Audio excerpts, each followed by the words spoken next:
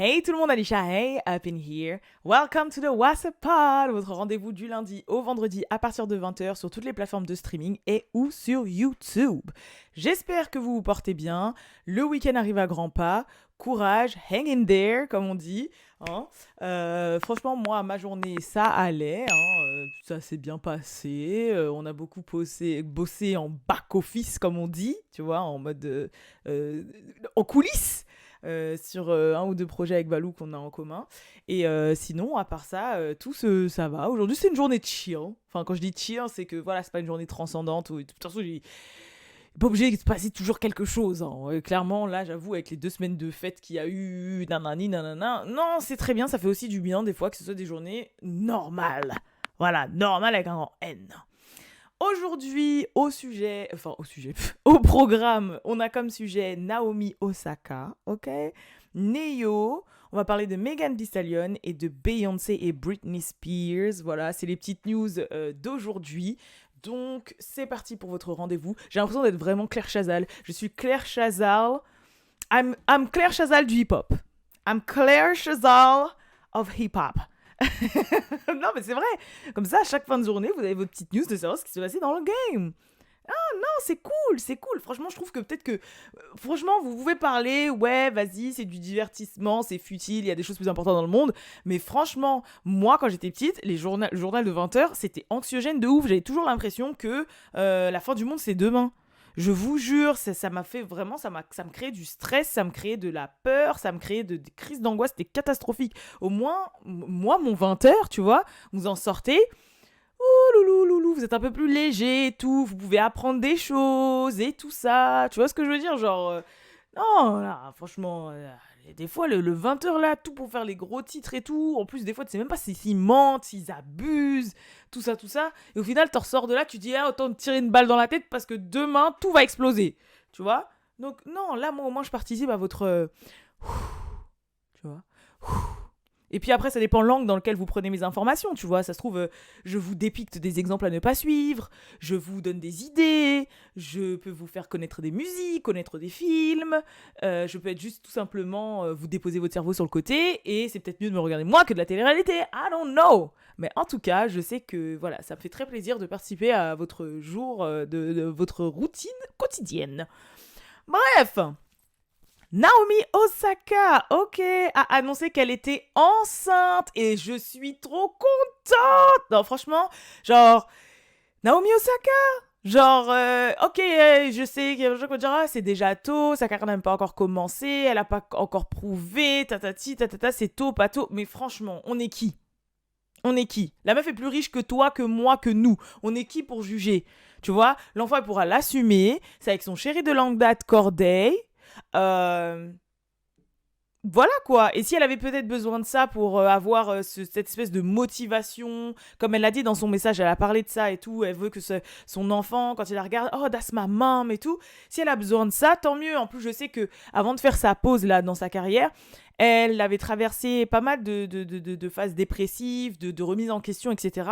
Et je pense que, en fait, bon, je sais que faire un enfant, ça peut pas être la solution à énormément de choses comme ça. Par exemple, peut-être se raccrocher à un enfant pour continuer à vivre, ou se raccrocher à un enfant pour tenir un couple, ou blablabla. On sait que c'est pas quelque chose de sain, clairement. Donc je dis pas ça dans ce sens-là, mais dans le sens quand même où, bah voilà, si ça lui rajoute une motivation supplémentaire, quand elle va revenir en 2024 d'ailleurs, et que bah, je sais qu'elle va pouvoir s'en occuper, en tout cas financièrement c'est clair, au niveau de la structure c'est clair. Je pense que si vous n'avez pas vu son documentaire sur Netflix, allez le voir, mais la famille est quand même assez aimante. Voilà, moi je sais pas, en plus c'est un couple qui je sais pas, qui ennuie personne, qui est loin des problèmes, qui fait chier personne, qui a l'air d'être calme, des gens sages dans leur délire, je sais pas comment t'expliquer, assez droit, assez bien dans leurs bottes et tout. Genre, franchement, non. En fait, la news m'a surprise et en même temps, ça m'a fait plaisir, ça m'a fait chaud au cœur, tu vois. Genre, voilà, c'est comme ça. Bon, ok, je la connais pas personnellement, je vais pas forcer non plus, mais genre dans le sens où c'est comme ça, il y a des gens où ça te fait plaisir et j'avoue que Naomi Osaka soit enceinte, ça m'a fait plaisir, tu vois. Après, j'ai dit déjà, j'avoue, j'ai le côté déjà en mode, mais elle est jeune, nanana, mais au final, non, elle est dans. Bah, la preuve, si elle peut procréer, c'est qu'elle peut, tu vois. Et jeune, elle a quel âge déjà? À 23, non, un truc comme ça? Attendez, je regarde là. Je regarde. Elle a... Oh ouais, elle a 25. Non, ça va, 25. Oh, ma mère m'a eu à 23. Genre, bon, après, c'est avant. Les générations d'avant et maintenant sont pas du tout les mêmes choses. Mais c'est une 25, c'est 25 ans d'Américains, déjà. Parce qu'il faut savoir que les Américains, à 15 ans, c'est comme s'ils en avaient 30 Français. Non, faut le dire, clairement, tu vois.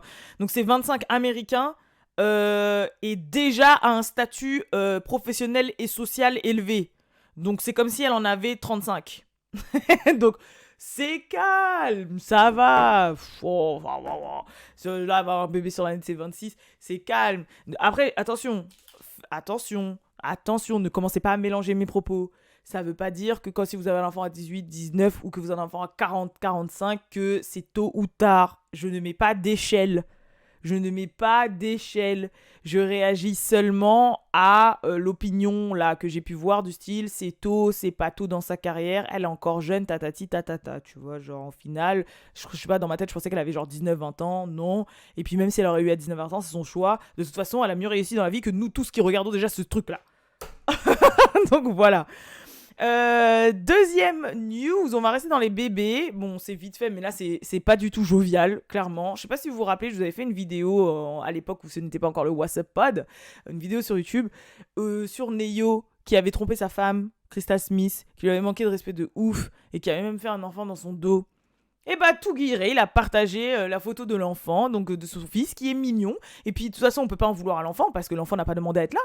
Mais Neyo, franchement... En plus, ça m'énerve de dire ça parce que, genre, c'est vraiment un gars qui a fait des sons qui ont porté mon enfance et mon adolescence, tu vois. Mais le personnage, je ne le supporte pas. Je ne le supporte plus avec son chapeau sur le côté, là, tel un pimp. Genre, franchement, je sais pas, il y a quelque chose dans son personnage.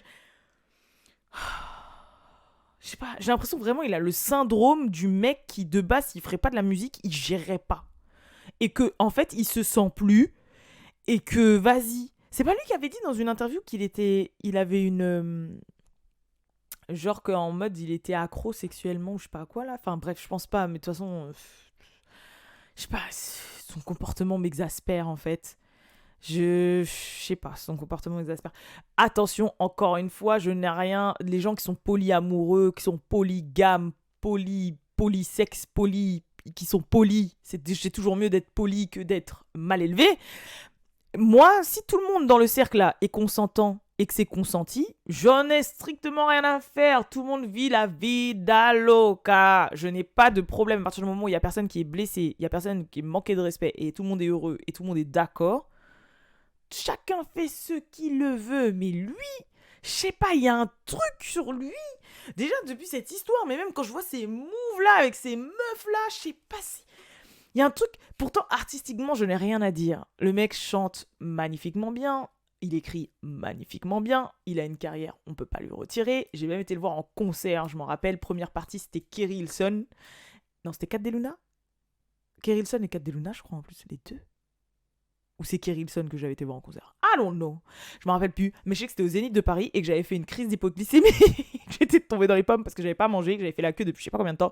Et qu'on m'avait donné un sneakers et à boire de la menthe à l'eau pour que je puisse me remettre sur pied. Je m'en rappelle, j'avais été avec un pote du hip-hop qui s'appelle Jérôme. Et je vous jure que...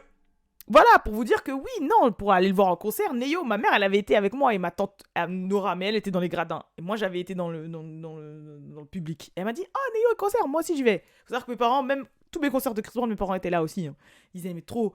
Mais je m'égare. Tout ça pour dire que oui, quand je parle de Neo, je sais de qui je parle. Voilà, c'est tout. Je sais de qui je parle. Et j'avoue que j'ai un problème avec le personnage. C'est tout ce que j'ai à dire. Mais bref, en tout cas, l'enfant est mignon. Et au moins, c'est la confirmation de ce qu'on avait dit. C'est vrai, il a vraiment fait un enfant sur le côté, quoi. Ah, juste après avoir renouvelé ses vœux, avoir fait le mec super lovey-dovey, when nous, tout ça. Enfin, bref. Sinon, qu'est-ce que je voulais vous dire d'autre? Faut que je baisse le micro parce que la dernière fois, j'ai vu que je l'avais pas trop baissé et au final, je gueule dans le truc, là. Désolé, au moins, je l'ai baissé jusqu'à maintenant. Hein? Faut voir, là, je baisse un petit peu. Voilà, c'est peut-être mieux, là, déjà. Peut-être mieux. Parce que je parle fort de base. Autre sujet, 50 Cent, c'est excusé auprès de Megan Thee Stallion. Donc 50 Cent, vous savez qu'il utilise un peu les réseaux sociaux comme B2OBA. Et en fait, c'est du style, des fois, il aime bien tirer, il aime bien donner son opinion. Il a un humour assez noir, un humour assez ironico, sarcastico, voilà. Chemin du roi, tout le bordel. Et là, il est en pleine promotion pour BMF saison 2 qui est sortie. Et du coup, dans une interview et aussi sur Instagram, il a partagé ses excuses envers Megan Thee Stallion parce qu'il s'était foutu de sa gueule, parce que pour lui, il la croyait pas. Voilà, il était plus du côté de Tory et il disait en même temps, avec tout ce qu'il voyait sur les réseaux sociaux, tous les mèmes qui sortaient et toutes les preuves un petit peu brandiloquentes. Des fois, je sors des mots qui n'ont rien à voir, mais comme nous, quoi. Vous avez le moment de doute, on a tous plus ou moins eu des moments de doute quand on a traversé ce procès depuis 2 ans, entre les mensonges, pas les mensonges, les preuves, pas les preuves, fausses preuves. Et du coup, lui, il s'était exprimé sur les réseaux sociaux, il s'était foutu de la gueule de Meghan. Et là, comme beaucoup, quand il a entendu toutes les preuves qui sont sorties là, avec le fameux coup de fil entre Kelsey et Tory, c'est là qu'il a vu qu'il avait merdé. Et du coup, il s'est excusé publiquement auprès de Meghan. Donc on peut dire ce qu'on veut de 50 Cent, que des fois il est mauvais, qu'il a la bouche mauvaise, que nanani nanana, qu'il est sans gêne et tout. Bon, en même temps, ça fait partie de son personnage, mais au moins il assume ce qu'il fait, et quand il a tort, il assume aussi, et il n'a pas peur de s'excuser. Après, c'est à Meghan de voir si elle va accepter ou pas les excuses. Ça, c'est une autre histoire. Mais en tout cas, voilà, il s'est excusé et c'est une bonne chose. Il s'est excusé publiquement, verbalement, enfin oralement, audioment. Et il s'est excusé aussi à l'écrit sur Instagram pour que tout le monde puisse le voir. D'ailleurs, en parlant de Meghan, toujours pas de retour sur les réseaux sociaux. Je pense que quand elle va revenir, ce sera en musique. Je pense que si elle revient, c'est pour nous annoncer un projet ou pour nous annoncer quelque chose. Après, il faut savoir qu'elle est encore dans les soucis judiciaires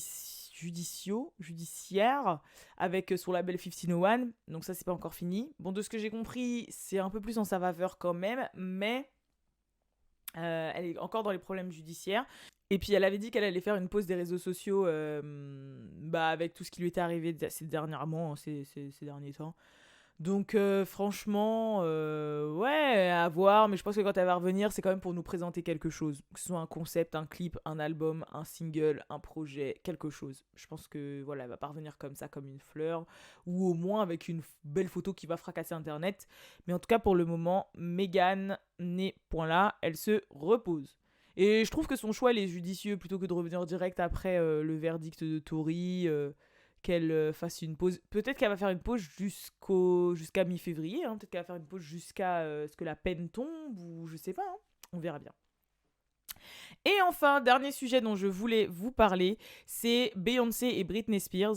Donc, fallait savoir que Beyoncé aurait invité Britney Spears pour qu'elle figure dans un de ses clips et dans un projet musical, enfin, pas un projet, un album, mais genre un truc qui est en rapport avec sa musique, etc. Et faut savoir que cette offre n'est plus d'actualité. Les deux parties se sont pas exprimées pour dire pourquoi c'est plus d'actualité, mais en tout cas, ça ne se fera pas. Personnellement, j'ai ma petite opinion dessus. On sait que la santé psychologique de Britney reste fragile. Je pense que voilà, il y a plein de choses à prendre en considération. Et peut-être que bien que Beyoncé, ça fait un moment qu'elle veut quand même bosser avec Britney et que c'est quand même quelque chose à faire parce que c'est quand même deux personnalités de la pop culture super, super, super, super. Voilà, c'est deux légendes quoi. C'est quand même deux légendes vivantes. Malheureusement, ça ne va pas se faire. Donc elle devait apparaître dans un clip ou faire un remix ou un feat, enfin je sais plus trop ce que c'était, mais en tout cas ça va pas le faire, ça ne se fera pas. Peut-être pas pour jamais, mais en tout cas, sachez que ça ne se fera pas. Voilà.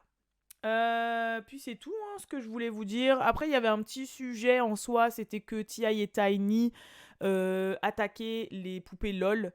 Parce que pour eux, les poupées LOL avaient volé l'image et genre le style de leur groupe OMG Girls. Donc si vous connaissez pas les OMG Girls, c'était le groupe dans lequel la fille de Lil Wayne, Reginae, faisait partie, et la fille de Tiny et de T.I., mais c'est pas vraiment sa fille biologique, Zonic, en faisait partie. C'était un groupe de filles qui, aux États-Unis, ça va, ils étaient plus ou moins connus, mais en France, non, qui s'appelait les OMG Girls. Et en fait, il y a eu les LOL Girls après, en gros, les poupées, les LOL dolls. Et en fait, c'est vrai que dans beaucoup d'images, on voit que le style des poupées a vachement été inspiré des OMG Girls. Donc, ils ont attaqué les LOL poupées LOL en justice. Après, personnellement, les poupées LOL sont inspirées d'artistes. Hein. Genre, vraiment, moi, je suis tombée sur plein de poupées LOL où c'est vraiment le style que ce soit... Bah, vous savez quoi? J'en ai une. Ah, mais elle est où? Ah, elle est là-bas. J'en ai une, par exemple, je l'ai achetée parce qu'elle ressemblait à Nicki.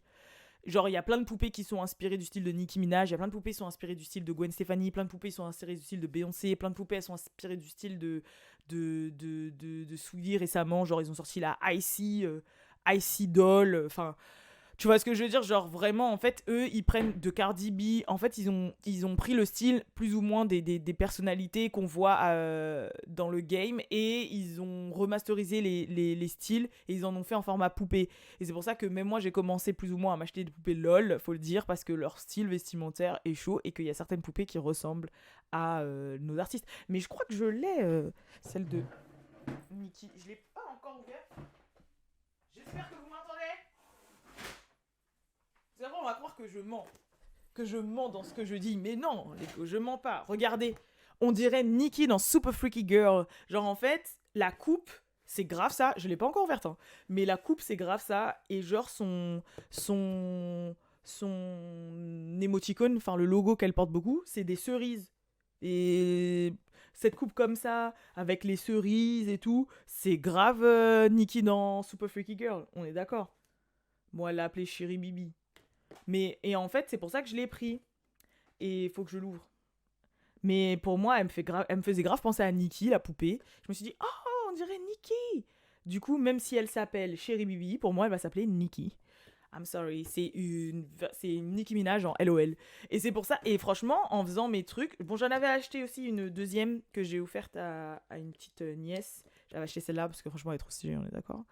Mais tout ça pour dire que, ouais, faudrait que je l'ouvre. Je vais l'ouvrir. Pas là, ouais, c'est pas, mais il faut que je l'ouvre. Mais tout ça pour dire que je peux comprendre pourquoi Tia et Tani ont décidé d'attaquer les LOL Girls. Après, les LOL Dolls, les LOL Dolls, pardon. Après, par contre, c'est bizarre qu'il n'y ait pas d'autres artistes qui ont décidé de le faire parce que clairement, je vous jure que j'ai grave vu des similitudes avec des artistes qui existent. Donc, c'est bizarre. Peut-être parce qu'ils se sont pas penchés, peut-être parce qu'ils s'en foutent, peut-être parce que je sais pas, mais je trouve ça mignon moi et je comprends pourquoi comment ça s'appelle?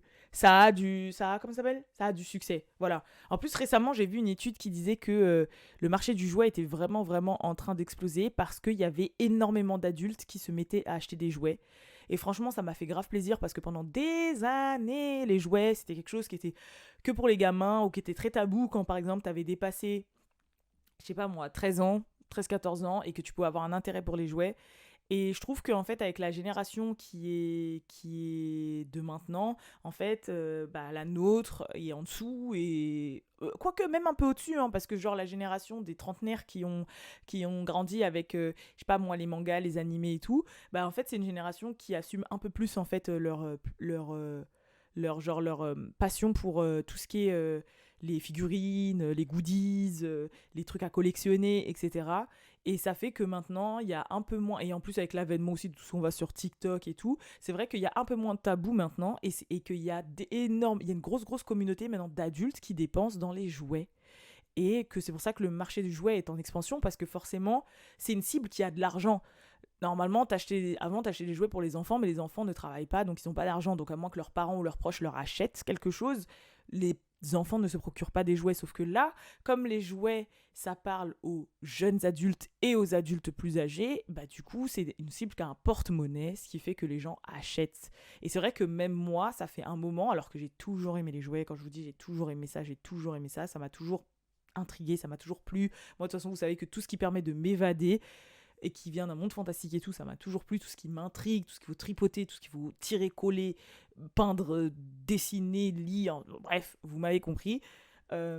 C'est moi, ben en fait, même moi, c'est vrai que c'est surtout cette dernière année que je me suis retrouvée vraiment à acheter des jouets pour le plaisir, genre... Oui, parce que j'ai que ça à faire. Non, c'est parce que je peux me le permettre. Après, j'en achète pas tous les 4 matins, hein, c'est quand je peux, et que c'est C'est prévu dans mes dépenses, ok.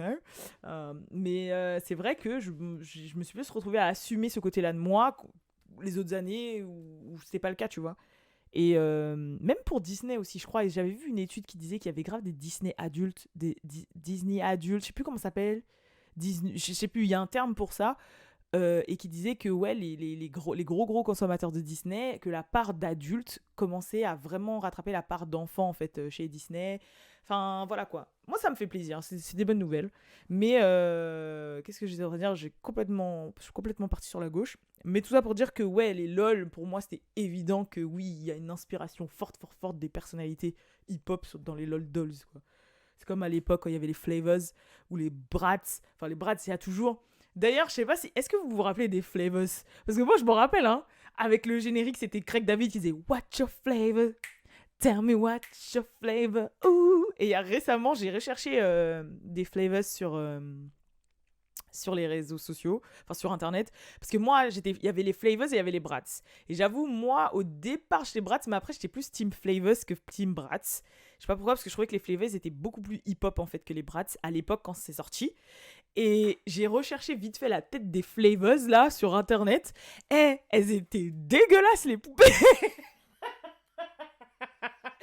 Non, mais c'était pas dégueulasse, elles avaient un style et tout, mais elles étaient moches. Leurs têtes, elles étaient moches, genre elles étaient mal finies. Comparées aux Bratz ou aux Barbie, elles étaient moches. Mais marketingment parlant, moi, genre, en tant que jeune fille qui a grandi dans la culture hip-hop, je me ressentais plus dans les Flavors, tu vois.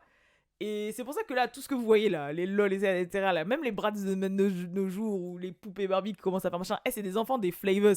Et les Flavors, ça a pas fonctionné, du coup, ça a été arrêté. Parce que justement, c'était trop axé, c'était trop ciblé, c'était une certaine communauté, c'était vraiment des poupées hip-hop en fait, les Flavors, tu vois. Et là, ah non, mais j'ai regardé, j'ai cherché, j'ai dit, ah ouais, non, en vrai, c'était moche, hein. Après, il y a l'évolution, tu regardes les poupées d'il y a 20 ans, Barbie et les poupées de maintenant, leur visage est mieux fini, mais quand même. Il y en a un, il a une tête de poisson. Oh putain. Non mais en plus ce son-là, en plus de Craig David, il était trop lourd. What's your flavor? Tell me what's your flavor? Ooh. What's your flavor? Tell me what's your flavor? My flavor is always me. Cause flavor's your individuality. You're all about flavor. You know it. What's your flavor? Tell me what's your flavor? Now change your flavor. What's your flavor? Tell me what. Je sais qu'il y en a certains après ce podcast, ils vont aller l'écouter et ils vont dire ah, tu m'as trop fait penser, je vais grave aller écouter. De toute façon, moi j'ai toujours. Tous les 2 ans, j'ai une phase Craig David où j'écoute les Craig David. Tu vois? Monday. Non, bah tu sais quoi, je vais me faire une phase Craig David là juste après. Bref. En tout cas, je vous fais de gros bisous et je vous dis à la prochaine pour le prochain WhatsApp Pod. Bisous tout le monde. Peace.